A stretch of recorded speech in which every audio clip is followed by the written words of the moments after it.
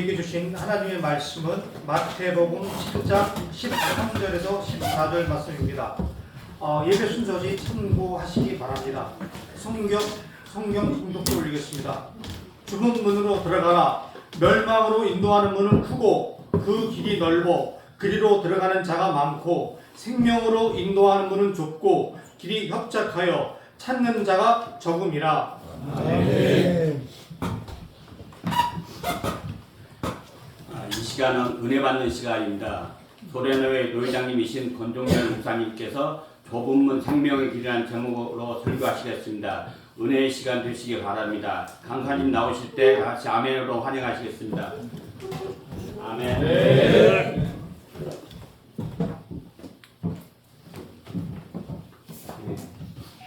소래노회 내가 어디 가서 소개를 하면 소래포구 근처에 있는 노회장 그렇게 물을 때가 그렇게 아셨던 분이 있는지 모르겠는데, 한국의 최초의 자생 교회인 소래교회의 전통과 정신을 이어받아서 언젠가 우리가 자유롭게 갈 날이 있으면서 북방에 나의 복음으로 선교하고 설교하는 그런 비전과 소원을 가진 분인데, 오늘 이렇게 서북장로회 제사하기 새로 출발하면서 하나님께서 우리에게 주시는 말씀을 같이 나누겠습니다. 오늘 특별히 말씀을 나누는 중에 이 소래교회와 관련된 한 분을 소개하면서 같이 좀 말씀을 나누겠습니다.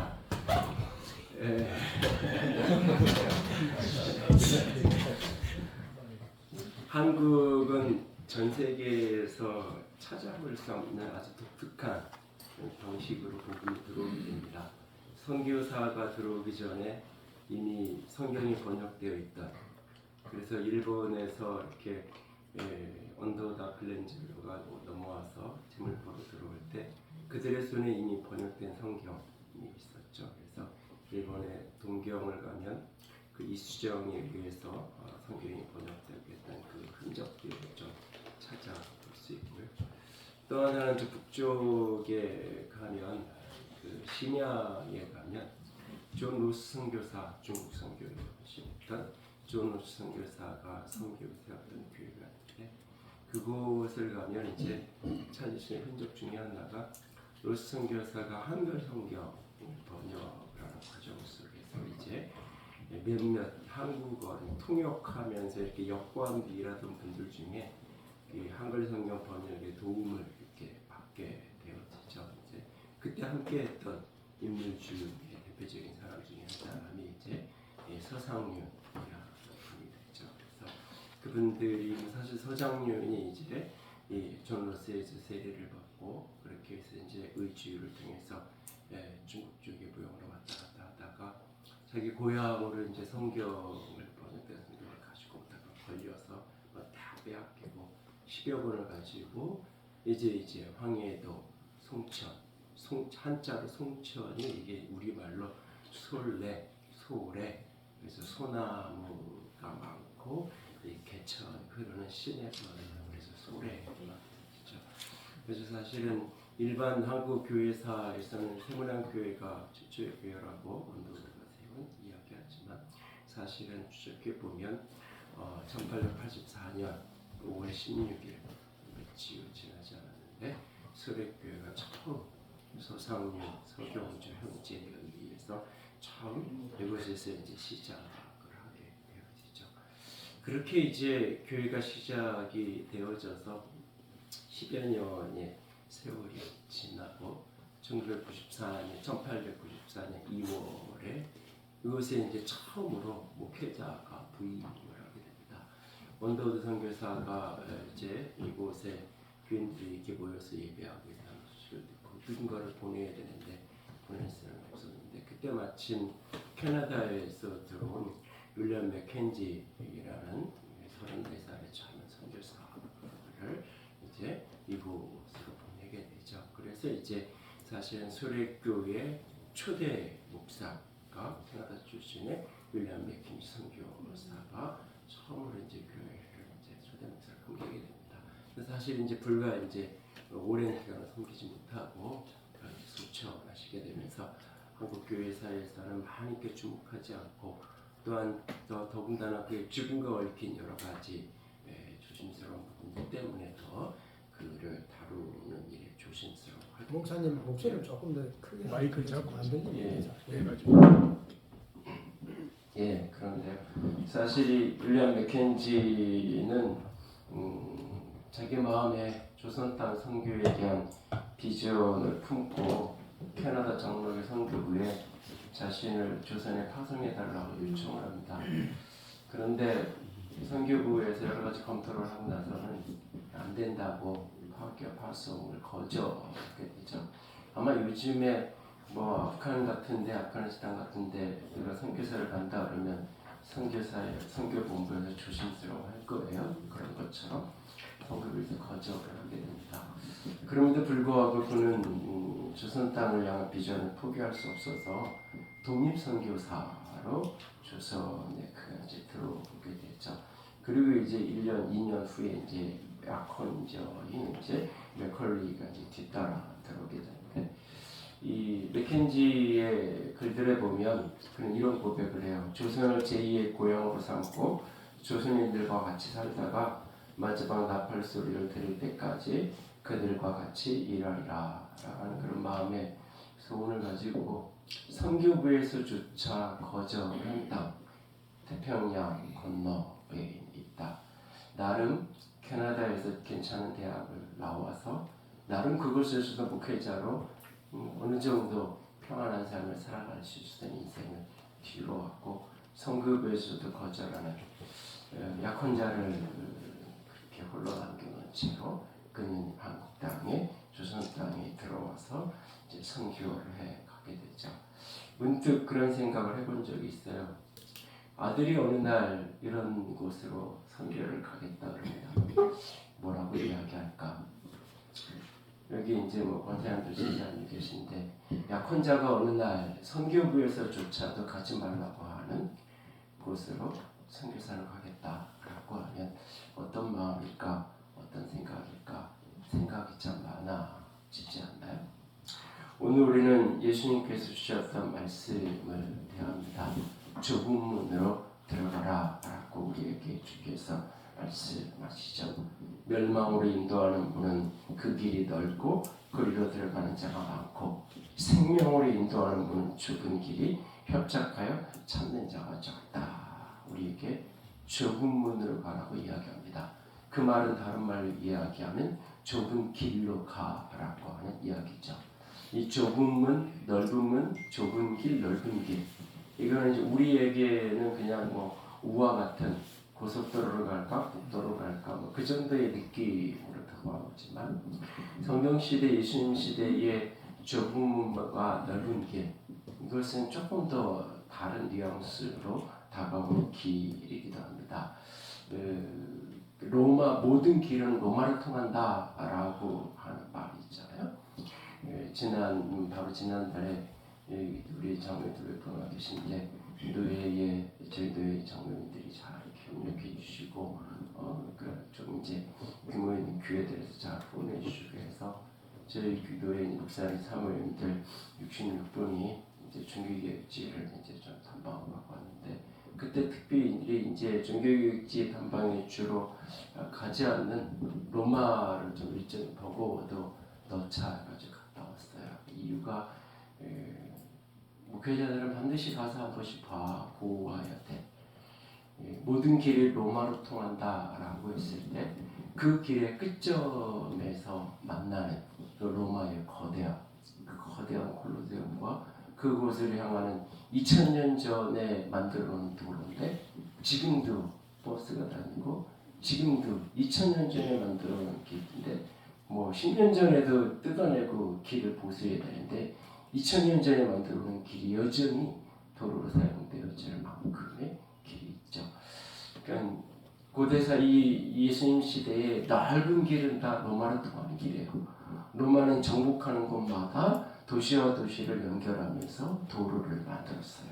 기존 도로를 확장하기도 하고 새로 도로를 뚫기도 하고 로마의 군대의 상징이 전차잖아요. 전차가 갈 수 있는 그 도로를 만들어냈죠. 그래서 넓은 길로 가면 로마가 만들어 놓은 넓은 성을 만나게 돼요. 거대한 성. 그 성은 넓은 문을 만나게 되고 그 안에 들어가면 성 안에 카르도라고 불리는 성경에서는 바울의 이야기 속에 사도행전에 직가라고 표현되어지는 남북을 잇는 큰 길을 만나게 됩니다. 여러분들이 뭐 튀르키예나 요르단이나 이스라엘이나 이런 데 이제 로마와 관련된 지역에 도시에 여행을 가는 기회가 있으면 그 도시 한복판을 남북으로 가로지르는 큰 대로가 있고 그 좌우편에 상점이 있고 숙소가 있고 주거지가 만들어지고 하는 것을 보게 되는데 그런 도로 그러니까 로마의 상징과 권력을 가진 그 도로 속에 수많은 꿈을 가진 특별히 로마인처럼 살고 싶은 한마디로 얘기하면 권력을 가지고 힘을 가지고 잘 먹고 잘 살고 싶은 예수님 시대의 헤롯과 같은 사두개인들과 같은 그런 사람들이 추구하던 길 그런 사람들이 걷던 길 그것이 바로 넓은 길 로마를 향하는 길 모든 꿈과 비전이 로마로 향하는 그 길을 걸어가는 그 넓은 길 반면에 좁은 길 이 산길은 그냥 사람이 다니면 길이잖아요. 사실은 길인 동시에 방향이에요. 그쪽 방향을 보고 그냥 가다 보면 길이 나는 거예요. 사람이 계속 그 길로 가서 산 골짜기 작은 길들이 나죠. 그래서 이 시골 곳곳에 광야 곳곳에 있었던 그 좁은 길들 사람들이 앞서갔던 작은 흔적을 따라서 뒤에 따라가던 그 길들 이스라엘이나 요르단에서 만나는 광야에 있었던 그 길 너희들이 길이 넓고 가는 사람들이 많은 넓은 길로 가려느냐 길이 없고 이 좁은 길, 이 작은 길로 가려느냐 주께서 물으시죠. 그리고 사실은 그 좁은 길은 예수님께서 걸어가셨던 십자가의 길이고 예수님께서 걸어가셨던 생명의 길, 그 길이 바로 좁은 길이라고 말할 수 있어요. 좁은 길을 간다. 우리는 많은 그런 소망을 가지고 생명의 길을 가야 된다고 이야기해요. 좁은 길 끝에 생명이 있고 넓은 길 끝에 멸망이 있기 때문에 우리는 좁은 길이 좋아서 가는 게 아니에요. 좁은 길이 막연히 즐거워서 가는 게 아니에요. 좁은 길은 분명히 힘들어요. 그런데 그 길 끝에 생명이 있기 때문에 우리는 그 길을 가는 거예요. 제가 대학교 1학년 때, 정신대학교 1학년 때 당시 벌써 37, 8년이 흘러가는데 그 이랜드의 박성수 회장이 그때 사장이던 시절인데 학교에 와서 특강을 하면서 그런 이야기를 하더라고요. 좁은 길은 좁은 길이 아니라 길이 좁아서 좁은 길이 아니라 힘들어서 좁은 길이 아니라 외로워서 좁은 길이다. 뭐 지금은 시대가 바뀌어서 세금 안 내고 사업하는 게 불가능한 모든 게 다 정상을 다 드러나니까 그렇죠. 근데 그 시절만 해도 정상적으로 세금 내면서 사업하는 사람은 멍청하다고 그랬어요. 어느 기독 실업인 모임에 가서 내가 사업을 하면서 아주 젊은 친구가 와서 꿈이 뭐냐 세금 똑바로 내고 정확히 내는 그러면서 기업을 이루는 사람 되고 싶습니다. 그랬더니 이름대문 아는 한국 기독 실업인 원로 장로님이 끝나고 났는데 목사장 일로 와봐. 그랬더니 너무 아끼니까 좋으니까 한마디 하는 거예요. 그렇게 해서 사업 성공 못해. 세금 똑바로 내고 하는 것은 사업 못해. 그런 소리를 들을 때마다 자기는 한없이 외로웠다고 이야기를 하더라고요. 그게 제 마음속에 늘 평생 가슴에 남아있는데 좁은 길은 그냥 힘든 게 아니라 때로는 외로울 수 있다. 가는 사람이 없으니까 외롭잖아요. 그런데 그 길을 가는 이유는 그게 생명의 길이기 때문에 윌리엄 맥켄지가 그렇게 모든 것을 뒤로하고 한국으로 조선 땅으로 오죠. 언더우드를 만나고 언더우드가 이 황해도의 성천으로 갔으면 좋겠다. 그 뒤에 한국의 자생적인 성도들이 모여서 예배하는 교회가 소리 들려버린다고. 그가 먼 길을 걸어서 그 한겨울 6월의 혹한 날에 이곳에 도착을 그가 하게 되죠. 백회 선교지하는 그곳에 와서 참으로 열정적으로 목회를 합니다. 한복을 입고 조선 사람들이 먹는 음식을 똑같이 먹고 초가집에서 생활을 하면서 한국들과 똑같이 먹고 똑같이 입고 똑같이 살면서 선교사의 삶을 시작해가요. 그가 인도했던 첫 주일 예배에 모였던 사람이 15명이 모이게 되죠. 그리고 1년 남짓한 시간이 지나지 않아서 교인 80명까지 늘어나고 80명까지 늘어나게 되니까 이제 예배당을 건축해야 되는 예배당을 좀 우리가 짓자라고 하는 이야기가 나와요. 그래서 예배당을 건축하기로 결정을 할 때 언더우드가 이렇게 얘기합니다. 미국에 후원 요청을 해가지고 예배당을 건축할 수 있게 하자고. 근데 맥켄지슨 교사와 서상님과 서기훈 아니라고. 우리가 예배할 교회인데 우리가 건축하겠다고. 그래서 한국의 최초의 교회가 자생적으로 스스로 본인들이 예배할 예배당을 건축을 하게 되죠. 그래서 그들이 1000년 정도를 모아가지고 그 예배당을 짓게 돼요. 그게 이제 그렇게 예배당을 진 게 8칸짜리 처음에 예배당을 짓게 되죠. 그러고 나서 1년 지나서 교인들은 200명 되면서 8칸을 더 달아내게 돼요. 그 16칸짜리.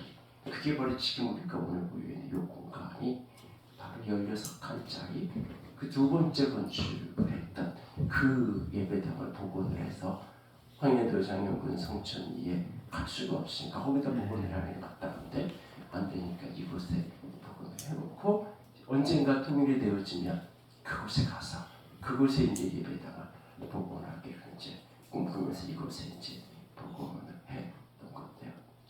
사실 그는 첫 번째 예배당을 건축하고 건축이 거의 끝나갈 무렵에 그런 세상을 떠나게 되는데 1995년 6월 23일 그는 그 극도로 무리한 선교 일정 속에서 일사병 속에 쓰러지게 됩니다.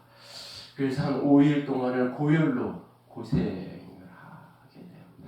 그러면서 사실 이제 신경쇠약 증세, 요즘식으로 이야기하면 우울증, 정신착락 이런 현상들이 벌어지면서 결국은 스스로 목숨을 끊게 되는데 그가 마지막으로 이렇게 썼던 일기 사실은 그게 이제 유서 아닌 유서가 되어버렸는데 그 글쓰기 그런 고백을 해요. 조금은 나은 듯하기도 하다. 죽음이 아니기를 바란다. 내가 조선인들과 같은 방식으로 살았기 때문에 이렇게 되었다고 사람들이 말하게 될까봐 두렵다. 나는 많은 사람들을 위해서 나는 복음을 위해서 이렇게 했을 뿐이다. 내 마음은 평안하며 예수님께서 내 유일한 소망이시다. 하나님은 모든 것을 이루신다. 그런 고백을 그 사람이 했었죠. 그러나 결국 그는 그 정신적인 문제를 극복하지 못하고 그렇게 세상을 떠나게 돼요. 그리고 그의 장례를 치르게 되는데 맥켄지 교사의 죽음은 실패가 아니었어요. 그 송천과 그 인근에 사실 송천 그 안에 그 동네에 사는 사람들이 50명밖에 안 돼요. 그 교인이 80명이 되고 100명이 됐다는 것은 주변에 여기저기 사람들이 몰려든 거죠. 사람들에게 소문이 나기 시작하는 거예요. 까닭 없이 저 이방의 사람이 와서 우리랑 똑같이 먹고 살고 사다가 세상을 떠난 그 이야기. 불신자들조차도 특별히 젊은 청년들이 그 이야기를 듣고 교회로 오기 시작을 하는 거예요. 그리고는 그가 세상을 떠난 지 1년 못 돼서 교인들이 200여 명 모이게 되어지고 그래서 1년 만에 그 예배당을 증축해서 다시 건축을 확장해서 하게 되어지죠. 그가 장례를 치러 세상을 떠나는 그 시간에 태평양만 건너 조선 땅으로 얻은 한 사람이 있어요. 그의 약혼녀였죠. 메컬리가 그 조선으로 오는 그 배에서 약혼자의 죽음의 소식을 듣게 됩니다. 그리고 그는 와서 장례를 치르고 나중에 돌아가서 자기 유산으로 이 특별히 맥켄지의 유산으로 주어진 그 돈 3,000이야 신앙을 가지고자. 그리고 그는 평생 의주 지역에서 독신으로 선교를 하다 생을 다하게 됩니다. 그 맥켄지의 유산으로 남겨진 그 3,000대학을 수립교회 헌금을 하게 돼요. 수립교회 성도들 이걸 어떻게 할까? 그러다가 해서제일학교 맥켄지 선교사가 예배당에 거의 건축에 맞춰간 무렵에 서경조와 함께 아이들 교회 학교에 7-8명 모아놓고 시작했던 요즘 시골에는 공부방 그것을 확장해서 해서제일학교를 그 자금 그리고 교인들이 그 일에 헌신해서 해서제일학교를 세웁니다. 거기에서 한글을 가르치고 지리를 가르치고 성경을 가르치게 되죠. 그 속에서 키워진 인물들이 나중에 남쪽으로 내려가서 특별히 세브란스와 관련된 중요한 인물들이 여기서 만들어져요. 세브란스의 첫 졸업생이었던 김필순이 여기 출신이고 첫 번째 원장이었던 김명상도 여기 출신이고 이 경신학교의 첫 졸업생이었던 서병조도 이 해서제일학교 출신이고 김마리아 허성욱을 비롯한 많은 독립운동을 헌신했던 인물들이 이 해서제일학교에서 거기서 시작되어진 인물들이 그 일을 감당하게 되어지죠. 그리고 설교회 성도들은 맥켄지의 죽음 뒤에 캐나다 장로의 총회로 편지를 보내요. 우리는 칠흑같이 어두운 그런 곳이었는데 이 맥켄지가 그가 와서 우리에게 복음을 전해주었다. 그런데 이제 그는 우리 곁에 없다고 우리에게 선생님, 선교사란 말도 잘 모르니까 우리에게 선생님을 좀 보내달라고 편지를 캐나다 선교부로 보내요. 캐나다 선교부가 맥켄지의 죽음과 그리고 그 편지를 붙들고 검토를 하죠. 그래가지고 3명의 선교사를 다시 뽑아가지고 한국 조선으로 보내게 되어지죠. 그래서 1898년 9월에 캐나다에서 3명의 선교사들이 와요. 그리고 그 선교사들이 1907년 한국 평양 대립운동의 시발점이 되었던 1904년 원상 기도회의 핵심 인물들이 바로 그 3명의 캐나다 선교사들이 그것이 기도의 핵심 인물이 돼요. 그것이 결국 한국교회의 시작이 되었고 한국교회의 뿌리가 되었고 그 평양에서라든 그 부흥운동과 저 북방의 교회의 전통을 이어서 우리가 여전히 그곳으로 돌아갈 꿈을 갖고 여전히 그 북쪽 지방의 이름을 품고 너의 이름도 그렇게 품고 우리가 협의의 이름도 그렇게 하면서 우리가 함께 살아가는 한 35살 젊은 청년이 얼마든지 넓은 길을 살아갈 수 있지만 그 길을 뒤로 하고 살아가기 어렵다. 유진 피터스는 이런 이야기를 합니다. 자신이 북미에서 50년 동안 목사로 살았는데 때로는 목사들의 목사로 살았는데 가장 아쉬운 것, 안타까운 것 하나가 있다는 거냐면 그 중에 하나가 예수님이 내가 곧 길이요 진리요 생명이라고 했는데 사람들은 예수님이 진리라는 것을 붙드는데 예수님이 길이라는 것은 붙들지 않는 예수님을 진리로 만나고 진리를 붙들고 진리를 내가 가슴에 품고 진리를 믿기는 원하는데 그거는 받아들이는데 예수님의 길을 따라가려고 하지는 않는다. 예수를 진리로 만난 사람은 예수님의 길로 따라야 돼요. 그래야 예수의 생명 가운데 이르게 되어지는 거예요. 오늘 우리는 예수를 지키고 있고 가슴에 품고 여기 함께 우리 서서 걸어가요. 그 진리가 우리의 길 속에 우리의 걸음 속에 예수를 따르는 걸음이 얼마나 살아있는지 스스로 이렇게 한 번 더 자문할 수 있기를 원합니다. 제가 시간이 흘러서 담임 목회를 한 지 전사 시절부터 했으니까 올해로 다 33년인데 3년 만에 올해 의장이 됐는데요.